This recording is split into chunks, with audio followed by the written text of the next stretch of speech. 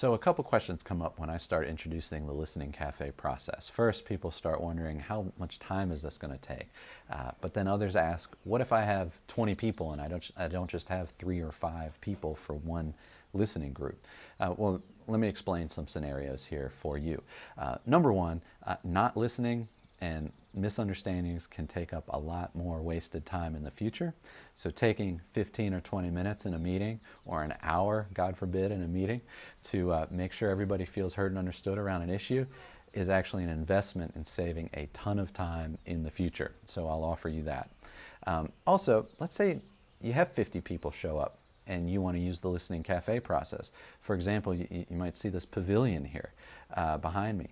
Imagine there being 10 groups of 4 chairs in that pavilion. And what you do is you split everybody up into small groups, and they're all using the Listening Café process in those small groups.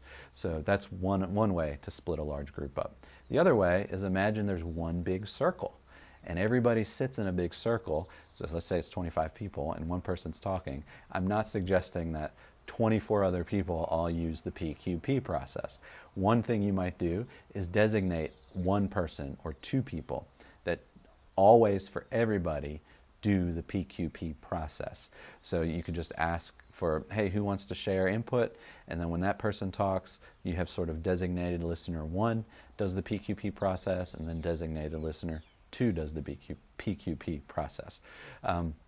The other thing that you could do is rotate around the circle. So if it's one big circle, you could have the speaker, and then let's say the next person in the circle is listener 1, and then the next person in the circle is listener 2, and you might just stop there. And in that way, the conversation could kind of rotate around the circle. So those are some alternatives and some tweaks to using the Listening Café process. Another example is, let's say you have 5 or 6 people from your organization that want to go out and do a listening campaign in a community or with an audience. And the idea is your whole organization, your nonprofit, your board of directors, your sales team, your engineers, whoever, right? You want to go demonstrate to an important stakeholder community that your organization wants to make them feel heard and understood.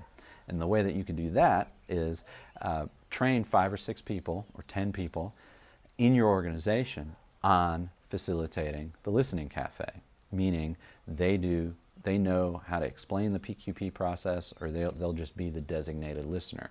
Another example use of the Listening Café is when your organization or your team wants to make other people feel heard and understood, and you want to host an event to achieve that.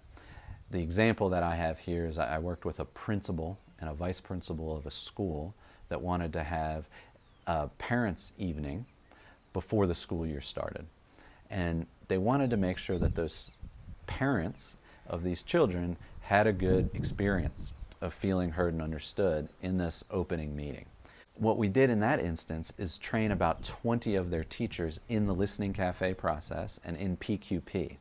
And then at the event, each teacher had a group of 2, 4, 5 parents.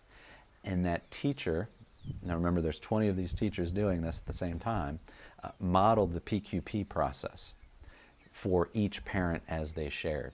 So all of the teachers had a set of questions to ask, and the parents could share their opinion, but the teacher did the PQP in response. And this way you had 20 teachers making, let's say, 100 parents having micro opportunities to feel fully heard and understood using the PQP protocol and the Listening Café process. So that's another good alternative if your team of engineers or salespeople or leaders or employees or product development team wants to go and get input from people, but also leave them feeling fully heard and understood. Use the Listening Café alternative there. Lastly, if you're running a meeting and you don't have a facilitator, but you're the leader and you feel like it's important that you as the leader or the team leader or the meeting leader are making other people feel heard and understood, you can ask for input in a meeting, say it's 10 people, and ask input from everybody, and you simply model the PQP process with each individual. as you go through. And that positions you as a person of demonstrating that you want to make that person feel heard and understood, but you're also modeling the behavior that you're hoping others will reflect outside of that meeting. And then lastly, everybody's learning, right? The speaker's learning about themselves as you're doing the PQP, but then everybody else is observing that and absorbing that information in their own way. So those are some different ways to use the Listening Cafe.